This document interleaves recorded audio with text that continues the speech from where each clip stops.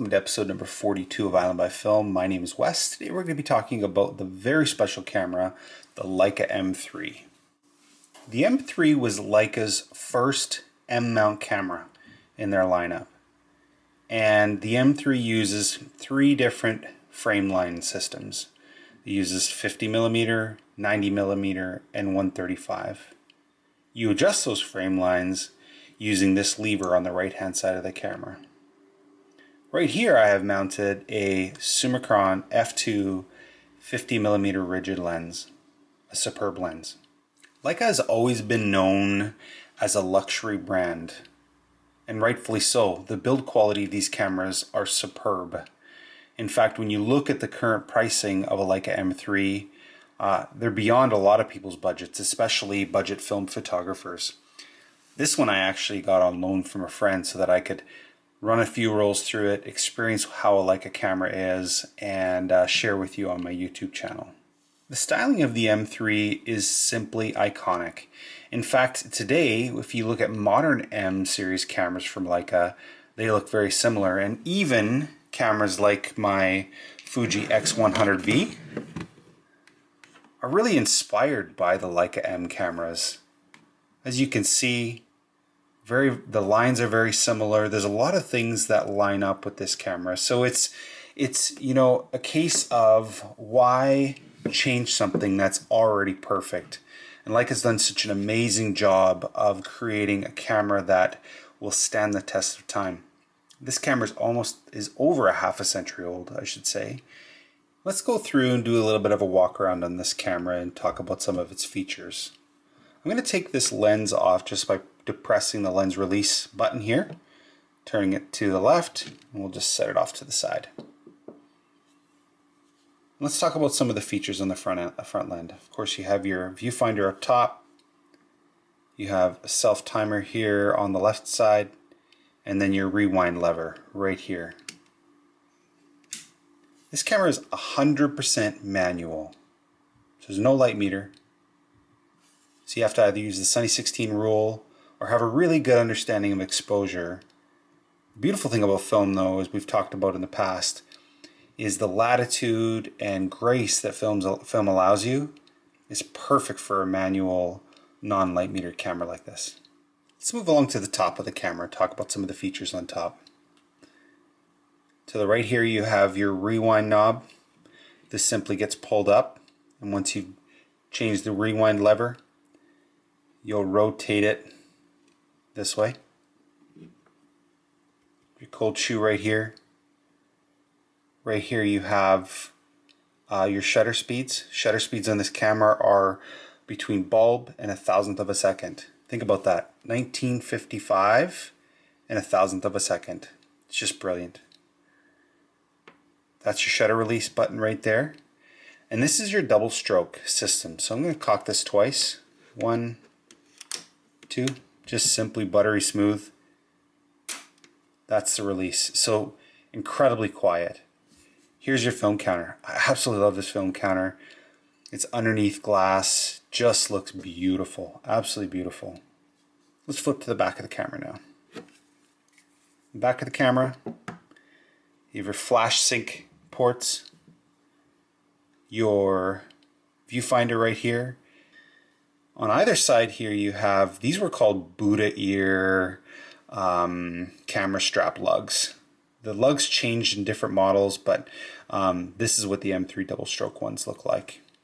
On the back of the camera here you'll also see you have a film minder here, just telling you exactly, giving you the opportunity to match exactly what type of film you have in here. So it just allows you to keep that so you don't forget. But once again, completely manual. This does absolutely nothing to the camera other than just allowing you to remember what kind of film you have. That's the bottom of the camera right there. Now, these cameras, for some, were very difficult to load, but once you've really got the hang of it, I've really only loaded about, I think I've shot 4 rolls of film with this camera already, and I find it relatively simple. And I'm going to actually go through how this camera loads. I'm going to load a roll of Kodak Gold 200 in this, just so you can take a look. The first thing you're going to do is pull up on this lever here. You're going to turn it this way, like that. And that's going to allow you to be able to release the bottom plate. From here you'll see you have your take-up spool right here, and you have your film door on the back. I'm going to pull this take-up spool out. You notice as soon as I pulled that out, I don't know if you heard that sound, that's what actually resets the film counter. I'm going to flip this over here so you can take a nice clear look. Here you can see I've got a roll of Kodak Gold 200. Okay. I'm going to take this here and you'll see, I don't know if you'll notice this right here, but it's got, let's see if you can see this, it's got a little arrow right there. Okay. I'm going to just flip this over and I'm going to slide the film underneath here like so. I'm sure some of the guys like Joel Meyerowitz and some of the iconic street photographers who shot with these M series cameras, I'm sure they had a really, really strong hang of how this actually works. So from there, we're going to flip this over and we're just going to slide this out a bit. I'm going to put it in this slot. Just slide it all in. You can see right there.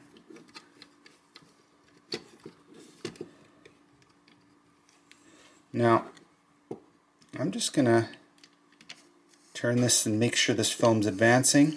Just one single stroke like that. I'm going to close that back door there. And I'm going to put this back in place.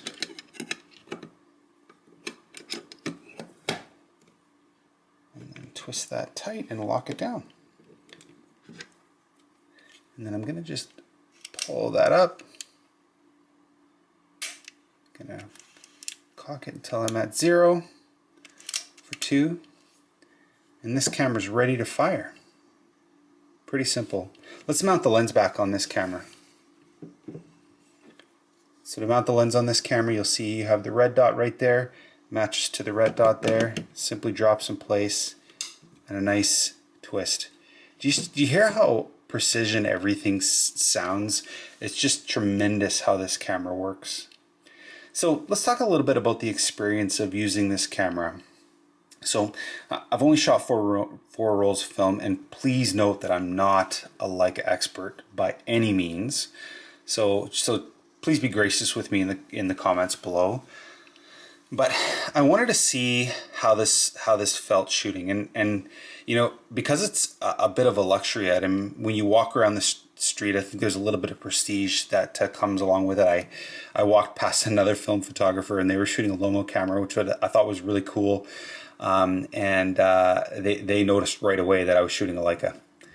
You know, it's great. I mean, I think it's lots of fun, but you know, truly this camera itself offers a really, really clean, really beautiful shooting experience. But where the rubber meets the road here is with the viewfinder. This viewfinder is incredibly bright and incredibly easy to focus. And so to either set this up using zone focusing if you're shooting street, or to actually focus right on your subject using the rangefinder, it couldn't be easier. You can see the focus tab on this lens is just buttery smooth. I can't say enough about this camera. Now, as far as the image quality of this camera that it produces, of course, you'd expect it to be tremendous, and it is. It's incredibly tremendous. I was debating for a little bit of time to buy this camera from the friend of mine, and instead I'm selling it for them.